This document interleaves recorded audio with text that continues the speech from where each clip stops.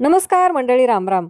बरेच दिवस झाले मिनी व्लॉग्स आले नव्हते आणि बरेच जण कमेंट करत होते की मिनी व्लॉग्स येत नाहीत, काय झालं काय नाही. आता सासूबाई आलेल्या आहेत आणि आपली कामं चालू होतील, तर मिनी व्लॉग्स रेग्युलर येतील. आता लगेच कारभाऱ्यांचे समर्थक कमेंट बॉक्समध्ये धक्काबुक्की करतील की काय बाई, सासूबाईंना बघून कामं करता, एवढ्या दिवसाची कामं करत नव्हता, असं तसं.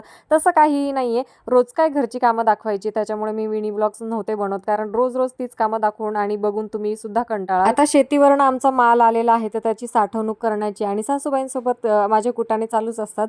तर ते सगळ्या करामती तुम्हाला बघायला भेटतील. कारभाऱ्यांनी वरती पोतं आणून ठेवलेला आहे आणि आता आम्ही उडदाची डाळ वगैरे वाळत टाकणार आहोत, कारण 15 दिवस आहे, कडक ऊन राहील.